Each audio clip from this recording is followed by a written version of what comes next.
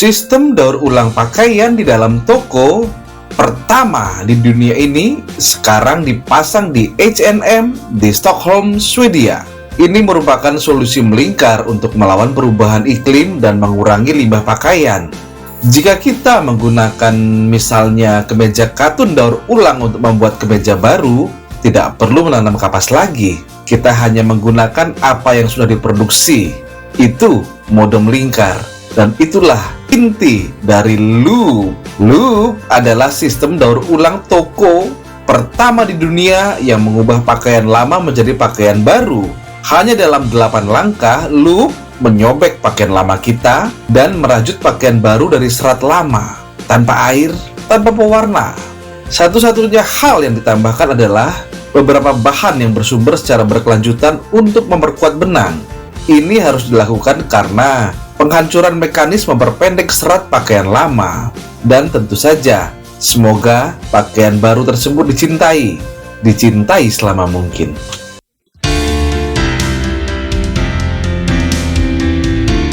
Untuk memproduksi pakaian dibutuhkan banyak air.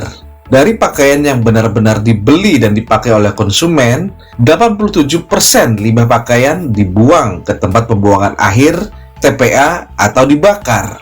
Ketika pakaian berakhir di TPA, itu menyebabkan dampak yang berbahaya. Serat sintetis membutuhkan waktu bertahun-tahun untuk terurai, dengan bahan polyester rata-rata bertahan setidaknya selama 200 tahun. Dari 100% serat alami seperti kapas atau wool, setelah berakhir di TPA, akan menghasilkan metana yang dapat dilepaskan ke lingkungan jika lokasinya tidak cukup dikontrol. Metana memiliki potensi pemanasan global 4 kali lebih tinggi daripada karbon dioksida, sehingga memberikan kontribusi yang signifikan terhadap efek rumah kaca. Dari bahan yang digunakan untuk membuat pakaian, kurang dari 1% didaur ulang menjadi pakaian baru, mengakibatkan banyak kerugian setiap tahun. Ada juga biaya yang sangat tinggi terkait dengan pembuangan pakaian ke lokasi TPA, karena banyak negara telah memprakarsai pajak TPA.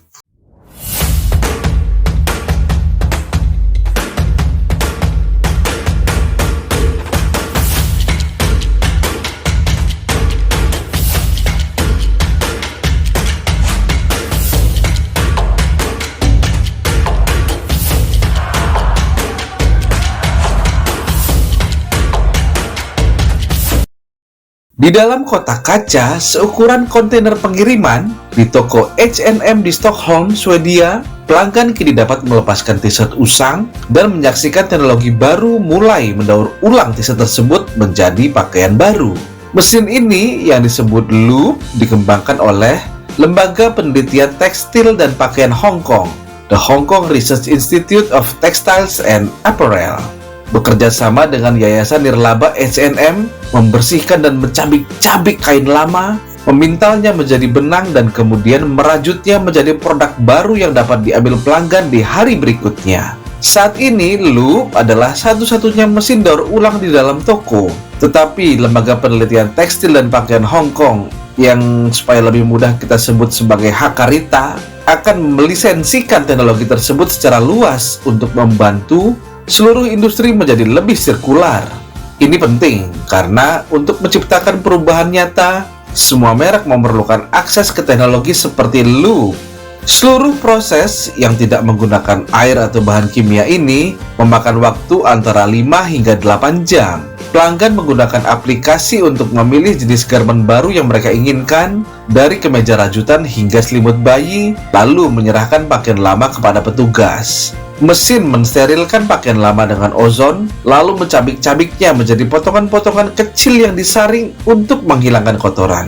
Bergantung pada seberapa usang garmen lama, teknisi mungkin mencampurkan bahan baru untuk membuat produk akhir yang lebih kuat.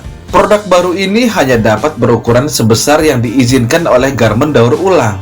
Jika kita mendaur ulang sepasang kaos kaki, kita tidak akan dapat membuat selimut bayi. Prosesnya tidak mewarnai kain, tetapi campuran bahan juga dapat digunakan untuk membuat warna baru.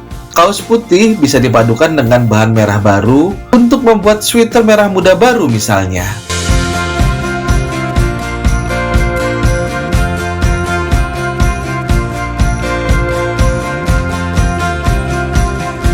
Teknologi tersebut merupakan pemenang kategori eksperimental dalam penghargaan ide pengubah dunia tahun 2021 dari Fast Company.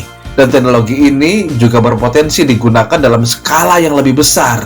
Meskipun H&M dan merek lain juga bereksperimen dengan pendekatan baru untuk mendaur ulang kain yang dapat menciptakan tekstil yang lebih kuat dengan menghindari langkah merobek-robek pakaian tua.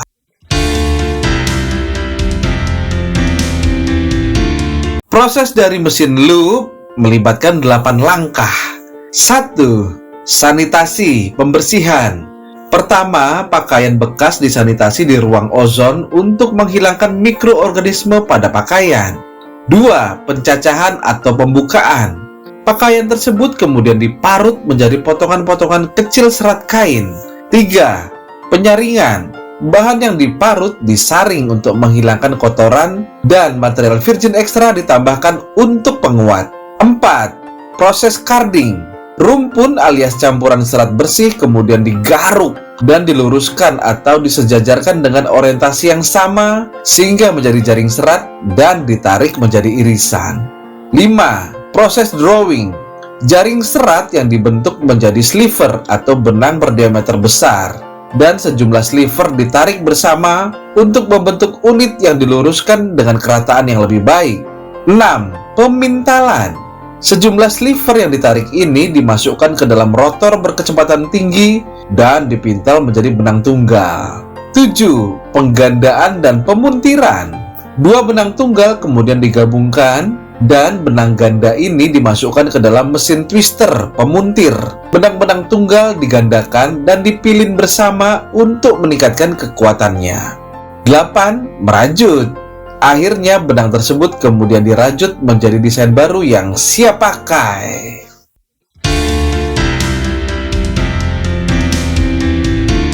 Desain sistem kompak dan mudah dipasang. Seluruh proses berlangsung dalam kontainer standar 40 feet.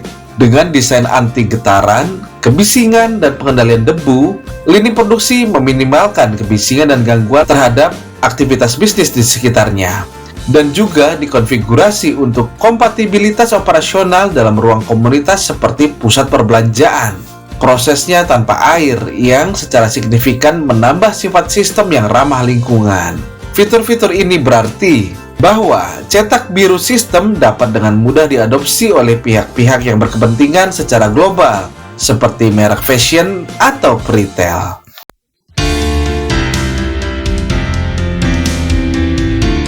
Nah, demikianlah video kali ini tentang mesin pembuat pakaian daur ulang. Terima kasih sudah bertahan sampai menit ini. Bila ada sumur di ladang, ya nggak apa-apa. Mari kita mandi di rumah masing-masing. Bila Sobat Dian Malik merasa informasi ini bermanfaat, tolong di-share seluas-luasnya kepada Sobat Dian Malik lainnya. Bisa juga untuk like dan subscribe, karena like dan subscribe dari Sobat Dian Malik adalah energi bagi saya untuk terus berkarya dengan semangat. Sampai jumpa di video-video berikutnya. See you!